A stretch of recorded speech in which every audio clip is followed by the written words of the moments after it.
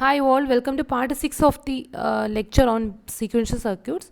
So till part 5 we covered the latches, the concept of latches in detail. Now we are going to see a small variation of this latch circuit called flip-flops. Okay, so that is also the basic storage element which can just store a single bit of information.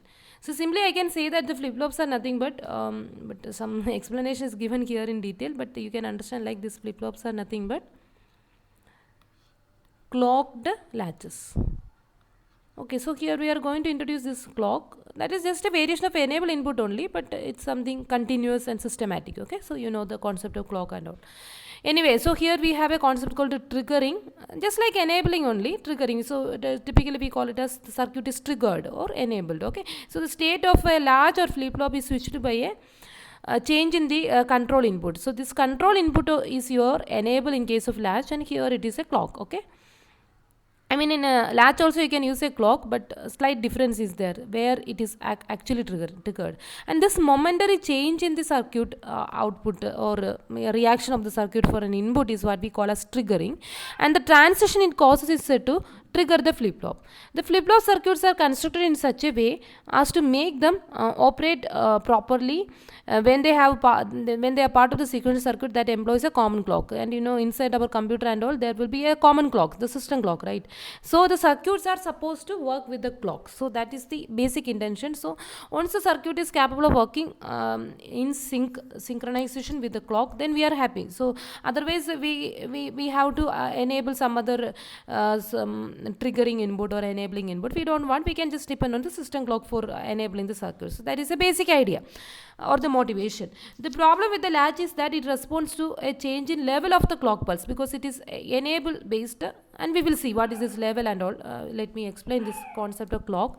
So this what is a clock? This is something known to everyone, right? So this is a continuous signal of high and low, right? It's something like that. A high voltage is typically, this is a high voltage and low voltage, or a high voltage and a zero voltage, whatever it is. So continuously a high and low voltage, low voltage, like that it will change. So this is typically a clock. Now where the circuit is going to react to a clock, so typically in if it is an enable input, you know, in latches we applied that enable. So when that enable is high, in the latch is going to respond, right? So when it comes to the clock terminology, whenever enable is high means whenever the clock is in its high voltage level. Okay, so this part is what we call as a level. So right, so this is another level. So typically we call it as this also level, right? So we call it as a positive level of the circuit. And there is something called this one. What is it? It is the negative level of the circuit. And whether you want to activate the circuit during positive level of the circuit or negative level of the circuit, accordingly we have a level triggered circuit. So this is something in general I can call it as level triggered clock. Means it is triggered during the level of a particular clock. So if it is triggered during the positive level of the clock, that is a default implementation we saw already, we can call it as it's having a response during positive level, right? So we typically call it as positive level triggered latch or flip flop, whatever it is. Positive level triggered, and let me call it as flip-flop because we are discussing flip-flop here, right? Similarly, if the circuit is being activated during negative level of the clock, we can call it as negative level triggered flip-flop. Okay, so like that. So that is one concept. So how can you make a negative level triggered latch or flip-flop? The same enable input you apply its negation, that's all. So that whenever that enable is low, its negation will give you high, and the basic default circuit you can make use of that. So that is something in your mind, right? Now there is a very interesting concept called the edge of a clock. So this transition, I mean here the clock is changing from a low voltage to a high voltage, right? So I can say that is 0 to 1 transition. So typically this low voltage is what we call represented by 0, and high voltage is what we represented by 1. So whenever the clock is having a transition from a 0 to 1, we call it as, this is what we call as edge of the clock. Particularly the 0 to 1 transition edge is what we call as positive edge. positive edge of the clock. And similarly this one, so here I have a transition from 1 to 0, right?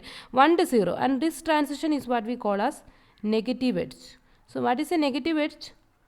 Transition of the clock from 1 to 0. And what is positive edge? Transition from towards positive, I mean 0 to 1, right? And this positive edge is also called as something like raising edge, okay? Raising edge. And similarly this negative edge we also call as falling edge. Right. Now accordingly we have the concept of what called whether the particular flip-flop, so you can't have a latch like this which is triggered during edge, but flip-flops are possible. So accordingly we have something called so what is this? This is your positive edge, right? So accordingly we can call a particular flip-flop is if it is triggered or activated during positive edge or the 0 to 1 transition of a clock, we can call it as a positive edge triggered flip-flop. And similarly I can activate a flip-flop during negative edge of the clock, I mean negative transition, I mean 1 to 0 transition, or the falling edge of the clock, we call it as the negative edge triggered flip-flop. Okay, so typically flip-flops are coming under this edge triggered category, and latches you can make use for level triggering, and simply that enable you replace with a clock, you will get this level triggering. So level triggering concept is what we will see now. So simply that enable you replace with the clock, you will get level triggered flip-flop. Okay, or the same latch only, I change it with this clock, that's all. But this edge triggering is something interesting, it's not so easy to achieve it.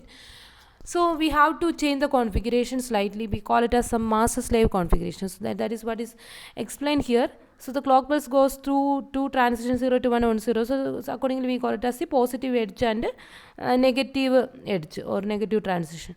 So there are you can modify a latch to a flip-flop. One way is to employ a flip-flop typically. So even though I am saying that it is a clocked latch, what is the speciality it is achieving? Because clocked latch, it's just a latch behavior only. Enable I replaced with the clock, that's all. So the speciality is like it is edge triggered clocked latch. Okay, so that is important, that edge triggering is something special exclusively to flip-flop only, not for latch. Okay, so same latch you can apply the clock also, just like enable this clock will work during positive level of the clock, it will be activated, and that is okay. Then I can call it as flip-flop. So flip-flop, particularly the difference is it is edge triggered, it's using edge triggered clock. Okay, I mean it's using clock and the device is triggered during its edge transition, I mean 0 to 1 or 1 to 0 transition. So we can have a special configuration that isolates the output of the flip-flop and prevents it from being affected to the input. So this concept will be difficult for you to understand now. So this is something called the master and slave configuration. Okay, we will see this in detail in our upcoming videos, and that time, so this is just an overview. Okay, that's why. Yeah, anyway, you got the idea, right? So we saw 4 types of flip-flops. Okay, the positive level triggered flip-flop, the negative level triggered flip-flop, the positive edge triggered flip-flop, and the negative edge triggered flip-flop. So 4 variations I explained to you. Now the thing is that level triggering is just latching only, there is nothing new. This edge triggering is something special to flip-flop. So SR flip-flop, how we saw shown here is, this is the basic configuration, that edge triggering is something we will discuss in a separate video. So the same clock only, the same enable, instead of enable I applied that clock, and I am not going to explain its behavior now. This is something I detailed in the last video lecture. Please watch it and you know the behavior. I will just tell you the behavior. It is listed somewhere also. Yeah, we will see that. And that's set, reset, retain, everything you know, right? I just giving you the diagrammatic view. So on background, when you are passing it through this AND gate, you will get this R as it is, and you will get S as it is, and inside this you are having this cross coupled node. And this is something already seen here also. When you are passing it through this enable, instead of enable you are using clock. Here you will get this S bar, and here you will get R bar, and it will work like your S bar R bar latch. And on outside it's achieving the default behavior. So sorry, here it's a mistake. This is R and this is S only. Okay, so here it is S bar, here it is R bar. Okay, now the behavior you observe, this is what I was trying to say. It is common for both, whether it is using NOR gate or NAND gate. The behavior we fixed, like in the last video we fixed this, how this behavior is like this, and accordingly we have that enable input diagram. Okay, so if you have any doubt on the behavior of the circuit, please watch the previous video. Okay, so what we need is when this input is like 0 0, we want no change in both, whether it is this or so. Here S is equal to 0 and R is equal to 1 for resetting. Here also this is for setting, and this last one is undesirable or forbidden case. Fine. Now that D flip flop also. So what is D flip flop? The same D latch with the enable replace with the clock. Okay, that's all right. And you know the both inputs. So for S I am applying D as it is, and for R I am applying its negation. So it's a behavior. So the main difference of this flip flop concept we will see in the next video. I mean that master slave configuration. That is what makes it special. Yeah. Anyway, without this master slave, that lever triggering concept, that is also flip flop only. So typically we call it as a gated latch, right? So this clock is our gated input. Okay, so gated latch. So this terminology is something used in some textbook. So what is this?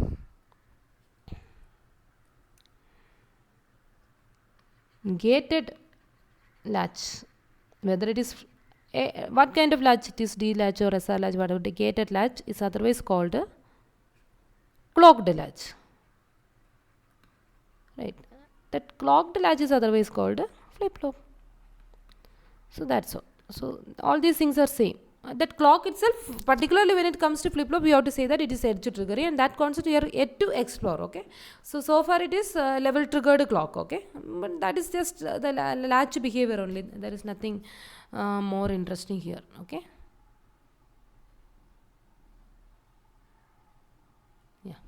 So now you just for your understanding, because that edge triggering everything we will explain with the help of this timing diagram, and that only explain to you what does it mean. Now just a overview of this level triggering D latch, because D there is a single input, that is your D input. You can see here we have the clock. So this is your clock, and now you know this is something positive level triggered. Okay, so yeah, this is something. Okay, so now this is not positive level triggered. Can you tell me why? Because if it is positive level triggered, during positive level of the circuit,